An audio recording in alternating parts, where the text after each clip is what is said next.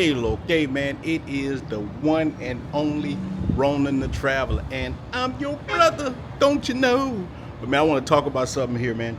I met up with some brothers here last night, man. A lot of military, man. Shout out to all you military, man. Ran into one guy in the elevator. Before you knew it, that night I'm with 10 of them. I'm like, man, where all y'all guys coming from? So I appreciate you military guys, man. One of the group, most of them say, hey, man, I came here because of you. But me and one of them had a real conversation about something I struggle with right now.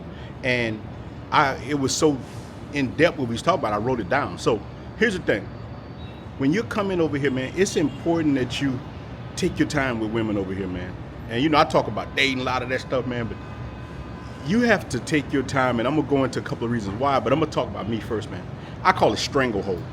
And what stranglehold is, man, you come over here and you get in relationships so fast, man.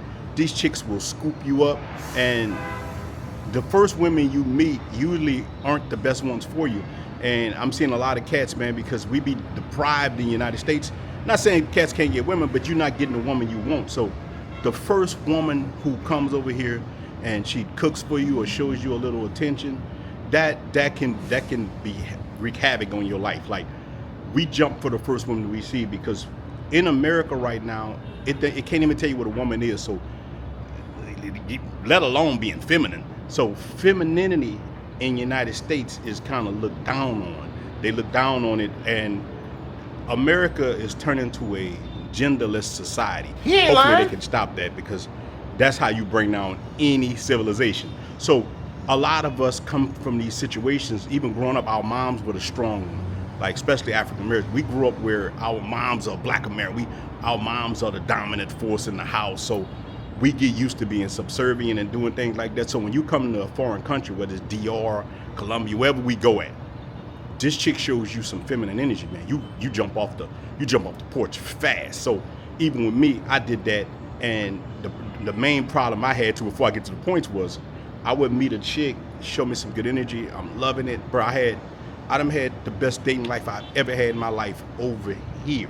But then I go to the grocery store, and you guys have heard me talk about it. Then you meet another Maria, and she's even prettier and even finer.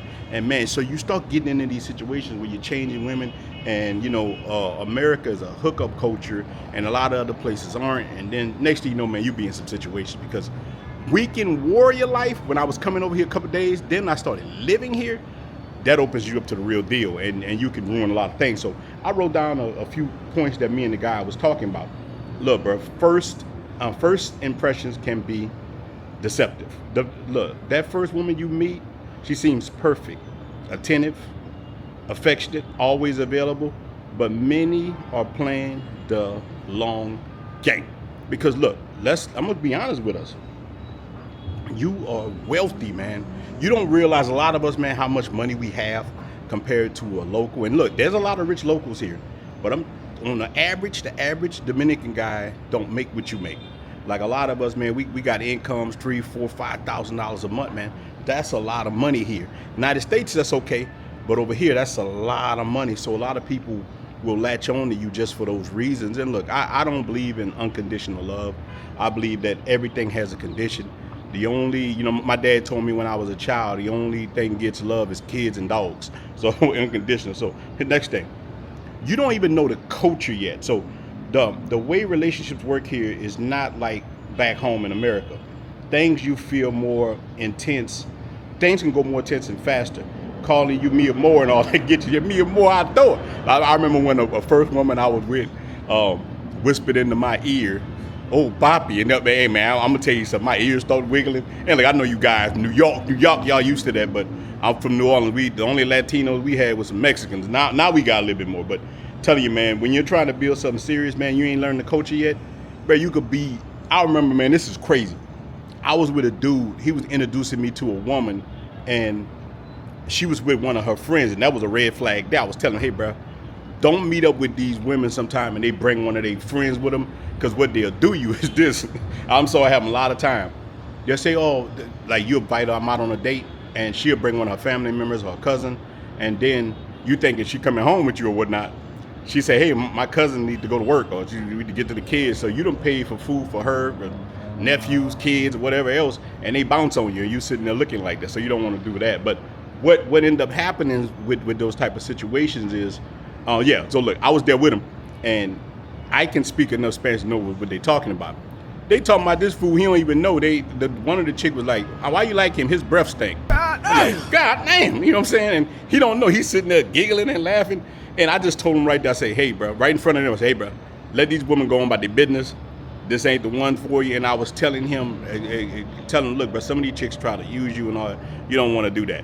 Just take your time, and you'll find something real." And that's another thing. Stop being so thirsty, man. Like, I'm telling you, thirst here is real. Like, I have never in my life seen this many beautiful women. I've never seen it. It's something. Yesterday, once the metro let out, I saw so many women downtown. Any one of them, a dude, a fight, you talking about 100 men versus a gorilla? Some of you dudes would take that chance. That's how fine and pretty some of these women were. So that's a whole nother thing. So look, another thing you got to realize, man. Not everybody here is poor, but a lot of women are in survival mode. Look, so some women are looking for stability, not love. And I think all women, like myself, but just what the brother was saying, that's not a dig, it's just reality. In a developing country like this, if you come in with your dollars, they will see you as a walking opportunity. Even a decent woman might be influenced or have pressure from her family and friends, because this is something too. I've experienced a lot myself, that once you start dating a woman here and y'all real serious, sometimes the family will lean on her for things. Like if something happens, like let's say something happened with the woman's roof, or something major with her mom's house or something, them guys ain't got no money. Be like, well, you're the one dating the American. Like, just because you're an American, everybody thinks that you have a lot. I know even with my relationship, not her family as much, but sometimes neighbors, sometimes people, like me and her was sitting outside, and one of the neighbors came, asked her one day, they were like, "Can I borrow this right here?" And she was like, "What?" And everybody they see me around, they're like, "I know this guy's a foreign, I know he's American. I know you have it. You can help me. My scooter broke. Buy this, buy that, my phone." But so sometimes people will put pressure. So you got to have a real rider when you do find a chick who gonna be like, "No, this is for me and my old man," or whatever. And you gotta do that, man. So look, and here's the problem I've had. This is number 4. Once you're in a committed relationship with a woman, expectations skyrocket. If you lock in too early, she might expect money, daily attention, gifts, helping family. You don't have time to breathe. And if she sees that she adds any kind of value to your life, you could walk around, bro, like an ATM. You could be not only a Western Union poppy, you could be a PayPal poppy, the PPP. You don't want to be the PayPal poppy. That's just as bad. And the last one I'm gonna go into, and this is something dear to me, and I struggle with this one every day. Women here can cut you off from better opportunities, man. I'm telling you, bro. Like, you only know someone when things go bad. You know, a lot of people can fake love, and bruh, fake love is diabolical.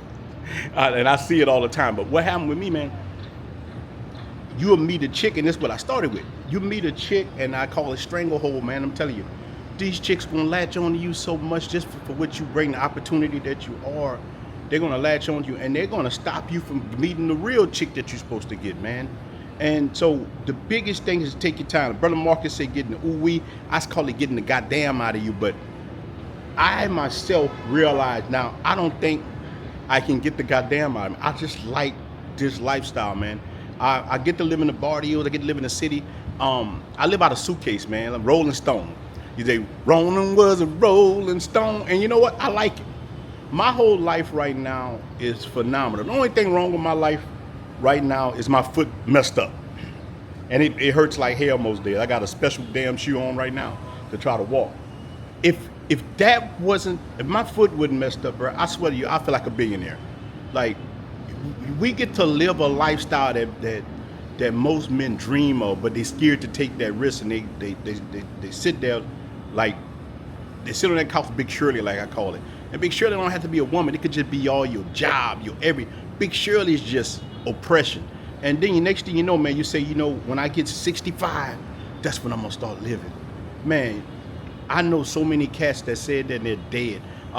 remember I was working at a hotel, bro, at the Hilton Hotel. And one guy, he would tell me all the time he was going to Brazil. His name was Will or Weaver or something like that. But I'm going to Brazil as soon as I retire. As soon as when I retire. Hey man, retirement came, I talked to this guy, and he's like, yeah, bro, I'm gonna get my passport, I'm going. A couple of days later, man, they were like, man, did you hear Will died? I'm like, God damn, what this man? So he died working his whole life, not ever leaving out of Louisiana. Man, that's a sad sight to be in. And I know it costs money, but it don't cost as much money as you think to have a life like this. I'm telling you, bro, I don't spend over $1,200 a month. My income is way higher than that, but I don't have to spend it. So now I'm able to live this kind of lifestyle on that. And it could be, it's on you. Like, I'm not out drinking every day. I'm not, like, I live kind of, you know, I get out and do what I want to do, but I done built a network here. I got a lot of friends here, from Santo Domingo to Sosúa, Puerto Plata, even now Santiago. So I know kind of how to move. I know how to budget. And those are some of the pros to having a girlfriend. You can save money, but it's a double-edged sword, man, because of the stranglehold. Because it's just so hard to kind of, man, like Drake got a song. He said, "How you supposed to find the one where anyone will come with you?" That's kind of the cross you bear. And they do got solid women here. And I do have friends who got great relationships. I even have a great relationship. I really do. But it's just me right now, man. I'll tell y'all about the werewolf, man. Like, the werewolf won't go away. And like, part of me is scared to let it go. That's why, like, anytime I don't let the werewolf go in my life, bro, I was married. My wife lost instant attraction for me because sometimes women don't want men who don't have options, and I give away all my options. But when I'm in werewolf mode, women find you more attractive. Even when I am in the States, women find me attractive. They like me. They like, you know, this guy, because that confidence. Because dealing with beautiful women here every day changes you on a fundamental, it changes you in a fundamental way. So I just wanted to say that, man. You know, I always got something I got to talk to you brothers about, man. But just tell you, man, just put yourself first. No matter what you do, don't put your kids in front of you, man. You know, we talk, man, women and kids first. Look, bro, I ain't gonna say up them kids, but put yourself first. Put you first, no matter what, bro. I'm telling you, the day of the Geechee is gone. we ain't gonna be like that no more. We putting ourselves, and let me tell you, man, I'm seeing more and more men, they putting themselves first, man. So I'm happy to go. I'm happy I'm in the store and I see a guy. Hey, Ronin, what's up, man? Man, you the one bought me here. I'm glad I'm over. Man, my life is going good. That makes me feel good. So, bro, if I don't get to do nothing else in my life, man, I feel like I paid my part. I helped some men escape the plantation, and you know what? That's good, man. And that's the way that I honestly feel, and I'm happy about that, man. So, just wanted to say that, man. Much love to you guys, man. I appreciate you guys for helping me get this many subscribers and doing the thing, man. I didn't have to jeopardize myself. I didn't have to be a buffoon, and you guys rock with me, man. So I appreciate that, man.